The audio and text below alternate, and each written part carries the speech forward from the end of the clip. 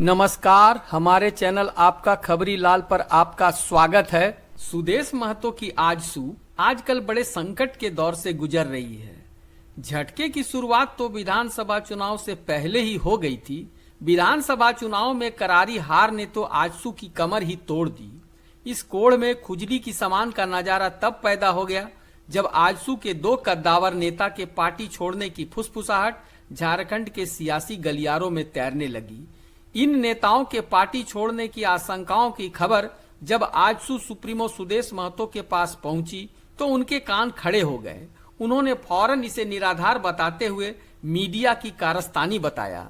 आप भी बेसब्री से जानना चाह रहे होंगे कि कौन है ये नेता, तो बताते चले कि ये नेताजी सुदेश महतो के मौसा जी गिरिडीह से वर्तमान और इकलौते आजसू सांसद सीपी चौधरी यानी चंद्र प्रकाश चौधरी हैं और दूसरा नाम मांडू से इकलौते आजसू विधायक तिवारी महतो उर्फ निर्मल महतो हैं।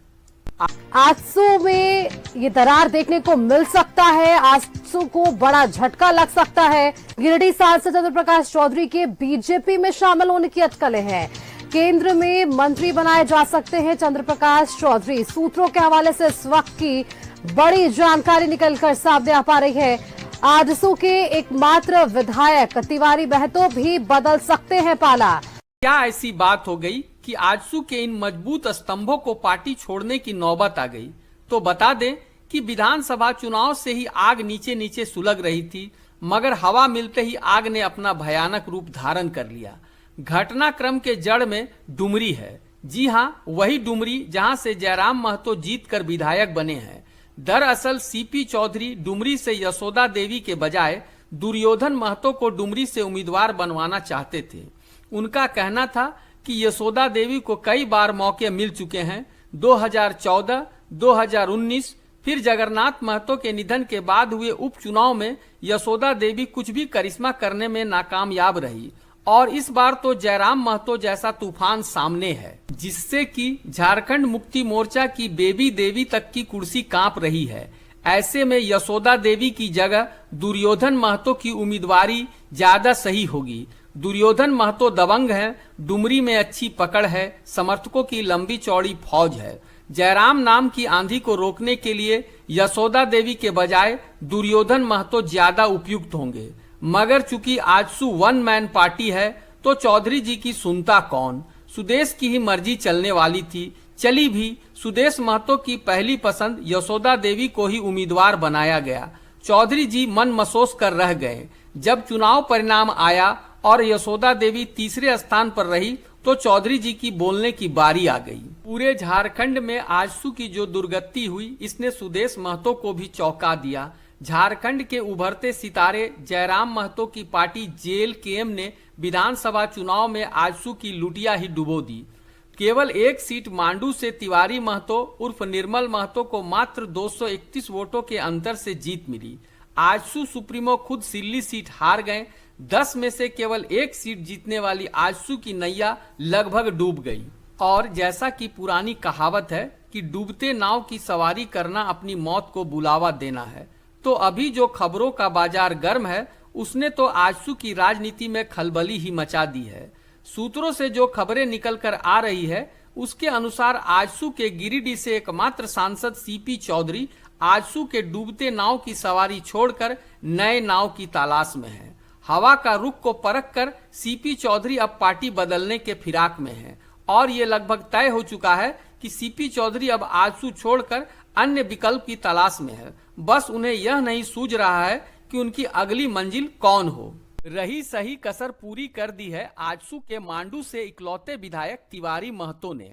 उनके भी पार्टी छोड़ने की खबर झारखंड के सियासी गलियारे में फैली हुई है। तिवारी महतो को भी आजसू में अपना भविष्य कुछ सही नजर नहीं आ रहा है और सही मौका देखकर चौका मारने के फिराक में है।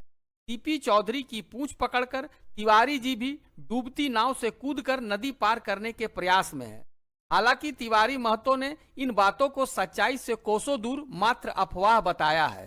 बार बार ये जो इस तरह के न्यूज चलाते हैं और न्यूज का मतलब होता है कि एक चौथा स्तंभ है, तो उसको बिना जानकारी या कुछ का नहीं चलाना चाहिए। वैसे लोग के तो केस होना चाहिए और उन लोग हम लोग मानहानि का भी केस करेंगे कि आप कहां से कौन सूत्र मिला है या किसका द्वारा मिला है। अपनी राजनीतिक सूझबूझ का परिचय देते हुए फिलहाल सीपी चौधरी ने भी आजसू छोड़ने की बात से इनकार कर दिया है।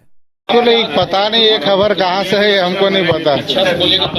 ये खबर कहाँ से हमको नहीं पता, आप ही लोग जानते हैं। ये तो हम भी नहीं जानते, नया बात आप लोग बोल रहे हैं। बनना चाहते हैं जी नहीं, हम पार्टी के साथ।